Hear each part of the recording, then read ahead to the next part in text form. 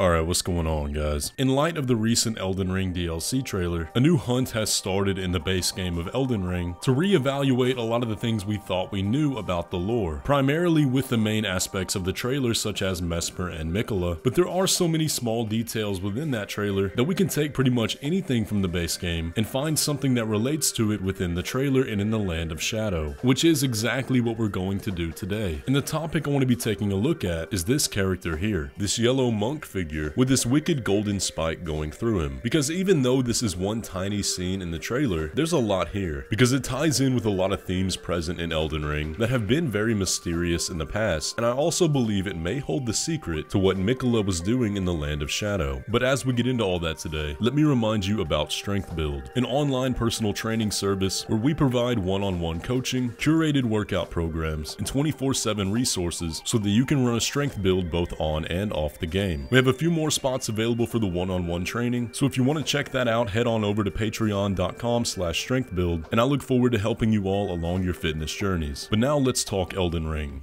In order to understand who this character might be, we need to begin with the facts, and what little there may be. Starting off, we can see this character is a sort of monk. At least that's the best way to describe it, because they wear an ornate yellow robe, fastened together with this decorative brooch. And it has a very interesting design, reminding me almost of a flower, but we'll come back to that. The most striking part of this is of course the giant golden spike, with offshooting thorns impaling the character. And there are lots of connotations we can take from this, because this shape in particular should be pretty familiar. But the final observable thing about this character is found in an earlier scene. We see him in a rough painting, sitting in a chair with a woman standing next to him, holding her belly as if she's pregnant. Now there's a lot of theories we can go with here, but those are simply the observables. In addition to that though, we got some further information on the Land of Shadow that will likely be a big part of this character's story. Miyazaki says, in fact the Land of Shadows is the place where Marika became a god and the Erdtree was born. Naturally, there was a culture that existed before the Erdtree, and the lion dance character is derived from that culture, so I hope you can feel the scent of a different culture, which is a little different from the main story. And that little quote there tells us so much, but it also marks the end of the facts that we know, so as we keep all that in mind, let's begin to speculate a little bit. When I saw this scene for the first time, immediately it reminded me of a statue we can find in the Round Table Hold. Here we see several statues of what look to be monks, holding a growing tree with a golden bud on the end. The man on the statue is draped in a robe, and the tree has an odd shape. These branches are not growing randomly as they would on a normal tree. The pattern here is deliberate, which means that these statues have a very clear meaning, but what exactly that meaning is, we have yet to fully unearth. Along the path connecting the Grand Lift of Dectus to Lane Dell, we find an alternate version of this statue. Here we see a similar monk with a slightly different robe, rising from a wicked bed of saplings and holding a slightly more grown version of the same tree, although without the golden bud. So what is the story these statues are trying to tell? Well, given their design and prominence in regal locations, as well as the Erdtree sigil on the base, the most reasonable assumption in my opinion is that this statue is depicting the creation of the Erdtree. But what does the game actually tell us about the creation of the Erdtree? For that, we have to go down a separate rabbit hole. Deeproot Depths holds many mysteries about the Erdtree's creation, because down here we not only see the roots of the Erdtree, but the roots and trunks of many other trees as well, ones much larger than what we see above ground, almost as if the statue was literal, with the Erdtree rising above many other failed growths. But what does the actual lore say? Siluria's tree reads, the primordial form of the Erdtree is close in nature to life itself, and the spear, modeled on its crucible, is imbued with ancient holy essence. The aspect of the crucible spells have an equally evocative description. This is a manifestation of the Erdtree's primal vital energies, an aspect of the primordial crucible where all life was once blended together. Now we know that the crucible is a big part of the trailer. We see many things associated with the crucible show up frequently throughout it, such as horns, bestial features, and even one of the creatures in the trailer using a crucible incantation. And if this is the land where the Erdtree was born, then I guess that makes a good bit of sense, as this is a land that has become veiled, oppressed by the Erdtree, and hidden from the outside world. And we see that in the lands between, things associated with the crucible are no longer welcome, they're shunned, and seen as a sign of impurity. But something doesn't quite add up. The crucible is described as a state of history, a primordial cosmic soup, where life evolved into its current state. But the Land of Shadow is a physical place, a setting with its own culture, so I imagine the Crucible is something they still celebrate there, where the aspects of the Crucible are not shunned, not seen as impure, but instead celebrated and embraced. And perhaps the Land of Shadow is closer to the origin of the Crucible than the Lands Between itself, and that is why the Erdtree was able to be born there. And if that is the case, it leads to a lot of possibilities and explanations for the story. Queen Marika and the Erdtree are inherently linked. It is the source of power over the Lands Between, and it's how she exercises her godhood. So if the Land of Shadow is where the Erdtree was born, then it also makes sense that that's where she became a god. Now throughout the entirety of Elden Ring, we consistently see her striking down any opposition and subduing any power that could challenge her rule. This was ultimately the fate of the giants, who possessed a fire that could burn the Erdtree and worshipped another god. And after her conquest, wiping out the fire giants for good, she established her first church. So here's the theory. Queen Marika grew her own Erdtree in the Land of Shadow, and in doing so became a god. But her tree was not the only Erdtree, which is why it had to be taken to the Lands Between as a sapling and grown over there. This is what the statues commemorate, and it's also the reason Deeproot Depths is home to many other trees, because the Erdtree choked them out and grew over all of them. And when the Erdtree became successful, establishing her rule over the Lands Between, she then had to subdue the power and veil the Land of Shadow, making it impossible for any to seize the power that she claimed and preventing her rule from being challenged. This would explain why aspects of the Crucible are now shunned, making it seem as a lesser evolution, lacking in power, preventing anyone from trying to use it. Of course, while Godfrey was around, the power was celebrated, and his knights wielded it to protect him, but after he became tarnished, there was no longer the need for anyone else to know that the Crucible had such power, so it became an object of scorn. At least that's the theory I'm holding at the moment, and one of the reasons for that is because it gives a good reason for Miquella to be there. As we've discussed in many other videos, Miquella's Halig tree was ultimately incomplete, unable to achieve the goals in which he created it for, one of which was to become an Erdtree. And now that we know he went to the place in which the Erdtree was born, well, the math checks out. There's something here that he needs in order to achieve his goals, and a reasonable assumption would be whatever that crucial element is that can grow an Erdtree. But it is a FromSoftware game. I'm sure there's going to be a lot more to that story.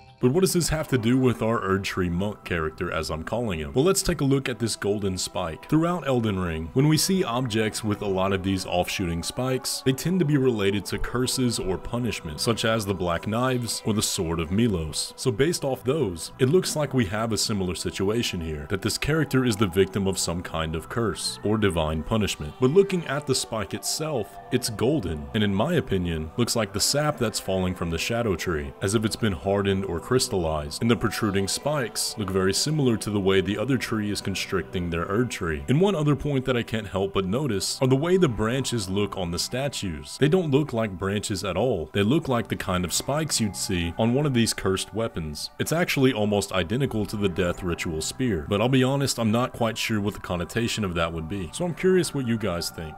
But the final thing I want to take a look at today is this shot right here, of what I'm seeing a lot of people call a line of birds, but take a closer look. These aren't birds at all. They actually look to be bound bodies, knelt in the swamp, with some kind of light coming from their head. Could these also be victims of these golden spikes that we see in our Erdtree Monk? I think it could be, placed here as a sort of warning to not follow in their footsteps.